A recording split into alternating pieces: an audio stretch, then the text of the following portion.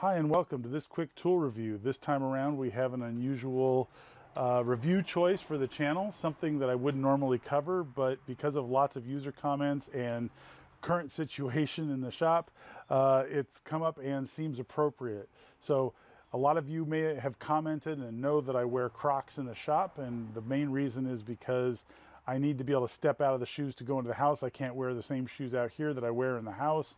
They tend to pick up chips and drop them all over the house. Crocs have been good because they're easy to get in and out of, and they've got a lot of padding on the bottom, about 3/4 of an inch. And even though I have anti-fatigue mats out here, my back still tends to hurt. So that's always been a consideration. However, the backs are open on these guys, and I always manage to get chips inside, sometimes hot chips. Sometimes hot chips melt into the top of these, although they seem to be mostly okay with that. And as many people have commented, these are soft toes.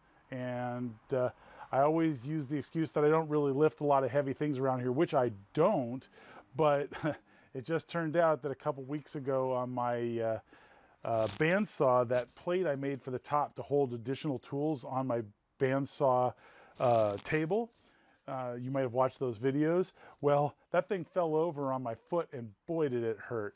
So it made me start reconsidering my situation with footwear in the shop.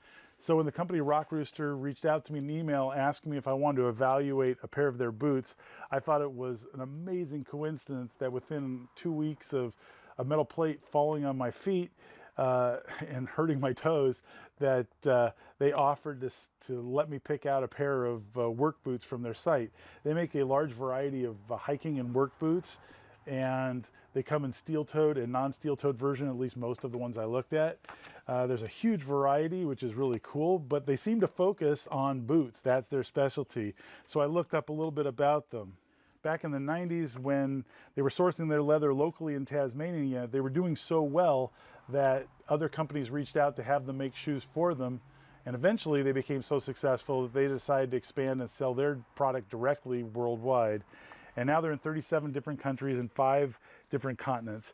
And the fact that they're now worldwide is important, because when I initially got the email, I was thinking getting shoes from Australia, although interesting, would be a pain, because oftentimes the sizes aren't exactly right and you're gonna have to ship them back.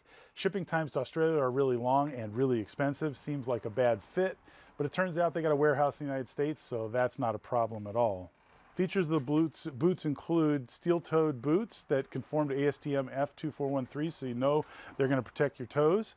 They're waterproof but still breathable. They use pour-on materials with microband so that your feet won't smell and still breathe.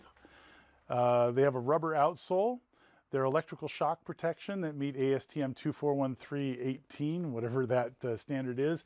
Protection up to 18,000 volts, which is pretty impressive. At work, I work around some high voltages, but it's not usually an issue, but so I could consider these for that as well. Full grain leather outsoles, and they come in a bunch of different sizes. Shipping time was surprisingly fast. I got these within a couple of days. I don't know how normal that is for the company, but that was really quick. I'm in California.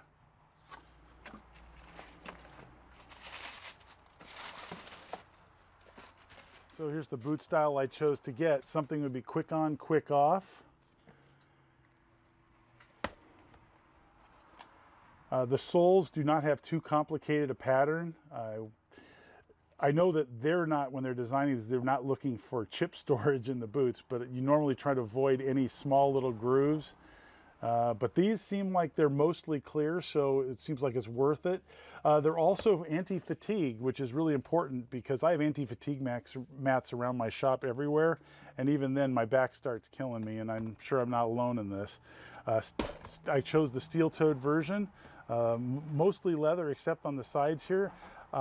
I'll be curious about the stretchy material, how well it deals with chips flying off, whether or not they'll stick into it, because hot chips tend to melt some synthetics, but we'll find out about that. They say their boots are good, at least the soles are good to 500 Fahrenheit, so those probably won't be a problem from melting so much, but I don't know about this material here. You can get all leather uppers, so that's not a problem, and for most people that's probably not an issue. For me, I need to be able to get these on and off, so we're going to try this. For me, it's always a compromise. I like the loops up here for getting them on and off quickly. You can just put your fingers through and pull them on. Looks like a well-made boot with really nice leather. The price was pretty amazing too on these guys. I was really surprised at that. I don't know how they make them for the prices they're selling them for, because I think these were around $140. So that's less than a good pair of running shoes. They have a convenient sizing chart on their website to help you find out what size boot you wear by measuring your foot. Mine was right in between sizes, so I'm kind of curious how well these are fit. So I'm going to pop these guys on.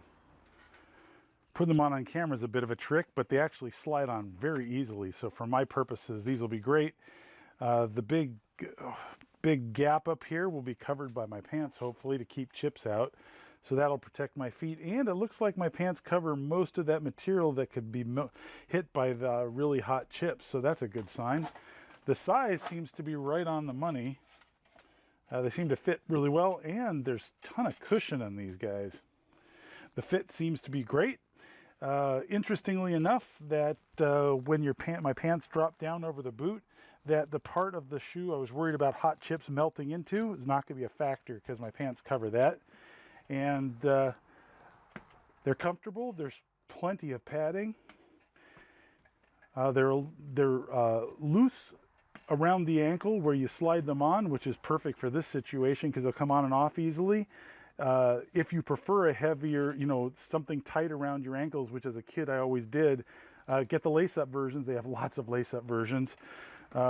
They seem like they have decent anti-fatigue properties. Only time will tell with that one. And that's what fell on my foot last time, and didn't even feel it this time. When that fell, it crushed my toe. I've got a blood blister under the toe where that thing hit it last time, and all it did was fall over. The steel toe part works perfectly. I think we've got a good match. I'll be trying them out, and I'll let you know as I wear them more how much I like them. Rockrooster as a company seems to focus on footwear for harsh environments, and that's exactly what you find in the metalworking shop, which is one of the reasons I reviewed these, because it just seemed like another tool that you could use in the shop to protect your feet. You've got heavy objects that can fall on your feet, sharp objects that can cut your feet, hot chips flying everywhere that melt into synthetics. So it's a pretty tough environment, plus not to mention cutting fluids that are very slippery. So I thought these were an excellent item to review. I did hem and haw for a while until I realized, nope, that's a perfect match for the channel, I think. On top of that, Rockrooster has very reasonable prices for their shoes, and they're going to give a discount code. If you use the discount code DudleyToolRight, all caps, one word, you get 12% off. They're already very reasonably priced shoes. So I think that's an excellent match. Thanks for watching. Hope you find it useful. Hope to see you next time.